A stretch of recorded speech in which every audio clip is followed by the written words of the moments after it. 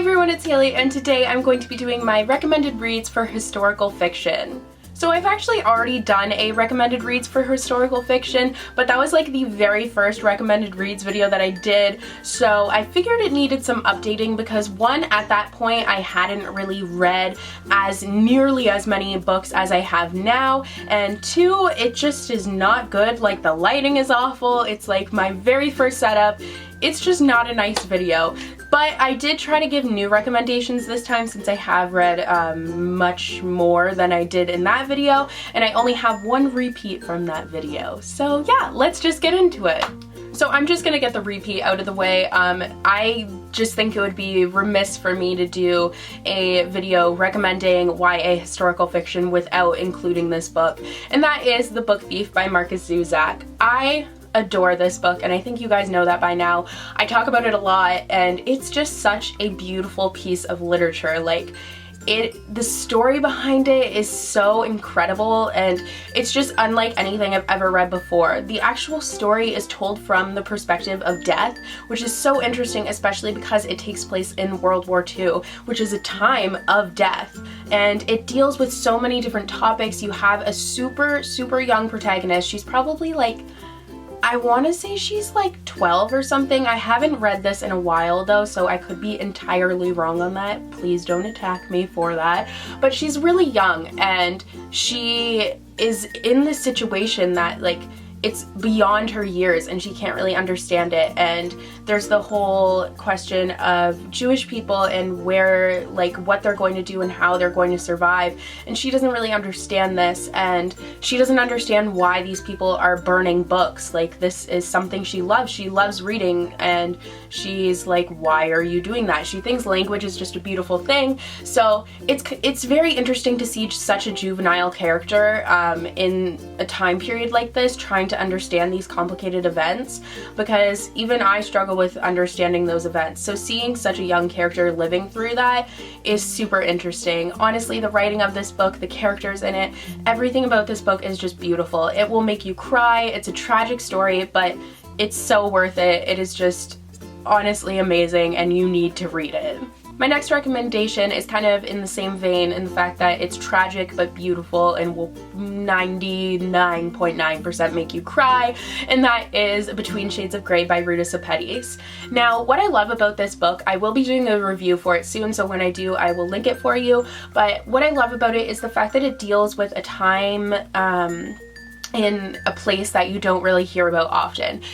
World War II you obviously hear about a lot, and this does take place during World War II, but it deals with Lithuania, and I knew nothing about that before reading this book. Stalin basically had another Holocaust, and it was like this whole genocide in Lithuania, so it's basically a Holocaust story. It's similar to that, but you're learning about a place and a people that you don't hear about often, but it was honestly just as brutal as the Holocaust, but for some reason you don't hear about it at all. Like the Lithuanian genocide, you never hear about it. So I think reading this book was really educational for me, and because of that, it was really powerful. And because this is a YA historical fiction, I wasn't expecting it to be as intense as it was, but I loved the fact that it was so intense. It's emotionally intense, and it's going to take a lot out of you reading this book, but I mean, it's dealing with people, hundreds of thousands of people are dying, so to sugarcoat it would be, I think, to kind of dismiss it, I guess. I can't really think of the word, but I think the fact that she tells the story so blatantly and so graphically, like, it's not completely graphic, but she doesn't leave things out. Like, you hear about all the sides of this genocide, and it's just not dismissed as kind of a fluffy YA historical fiction, and I really loved that. I just think you really need to read it to kind of understand it, but it's an amazing, incredible story. So I know that most of these are surrounding World War II, but that's because that's kind of the historical fiction that interests me the most. I do have a couple of recommendations that aren't from that time period, but that's most of what I've read. Like, I do like other historical fictions, but I haven't really read that many of them. There are a ton that I want to read, but so far most of the ones I've read have been in World War II. So on that note, I have Codename Verity by Elizabeth Wine. This is another YA historical fiction in World War II, but this one takes place, it's following the story of a girl who is she was a British spy plane operator, pilot. Why couldn't I think of the word? But she crashed her plane in Nazi-occupied France, so she has been taken by the Gestapo and they are like interrogating her, and that's what this whole entire story follows. Now I will have a review up for this soon, so I will link that for you guys, but I don't want to get too much into what this book is about or why I loved it, because I think it's kind of spoilery and I think you just need to give it a chance.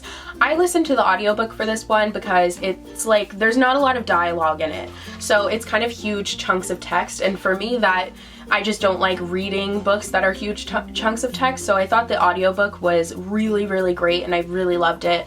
And it's honestly just such a beautiful story of friendship and sacrifice, and I loved seeing women in World War II who are actually like actively helping on the front. I really loved that. So I did like that different side of the story, and the way the story is told is absolutely ingenious and incredible, and I really loved it. You just need to read it.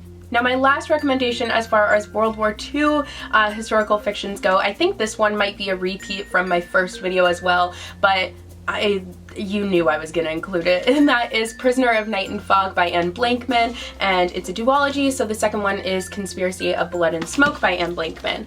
So this follows Hitler's niece, who he's actually like, they're just really close family friends, and basically she falls in love with a Jewish reporter, and this reporter is telling her her father's death isn't what it seems, like that it was actually a murder, so we have that kind of investigation going on.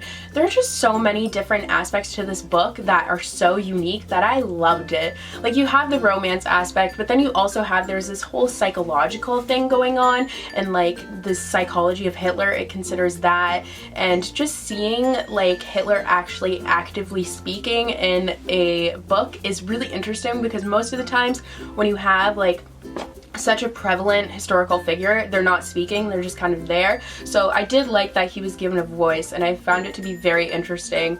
I just really enjoyed following the journey of Gretchen as she's trying to kind of figure out these things that are beyond her. It's kind of the same as The Book Thief in the way that like she's stuck in this situation that is way beyond her years and she can't get out of it, so she's trying to understand it.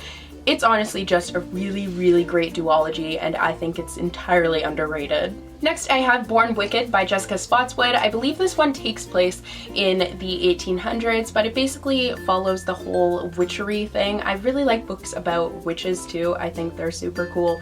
But I really loved this one because I loved the kind of sister aspect of it. I thought that was awesome. I really loved the characters and all the mystery surrounding this book I really loved. I liked the whole witch aspect. Honestly, it's just a really well written and well-developed story. It's really cool, and I just think you should read it. And my last historical fiction recommendation for you guys today is The Diviners by Libba Bray. Libba Bray is just fantastic when it comes to historical fiction. Really, when it comes to anything, I love her writing, but this book was just so incredible to me. The way it's written, it's so atmospheric and just out there, and it takes place in the 1920s, which is an awesome era with like the flappers, speakeasies. I love that era.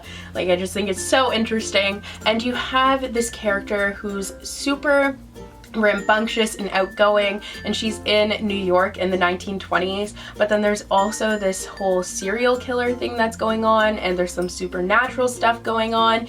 It's super creepy. I would recommend reading it in October. I read it in October and it was awesome because it just fits with the whole Halloween mood and all that, but it's honestly, for any time, it's such a fabulous book. And I've heard that the audiobooks are also really good for this series, so I haven't read Layer of Dreams yet, which is the second one, but I think I'm going to listen to the audiobook for it because this is a whole huge book and Layer of Dreams is just as big. So those are all of my recommendations as far as YA historical fiction goes. I hope you guys enjoyed this video. I hope you end up reading some of these. Let me know what some of your favorite YA historical fictions are, and don't forget to subscribe. I put out new videos every Tuesday and Thursday. If you wanted to go and watch my last video, it will be linked over here for you, so you can go and check that out.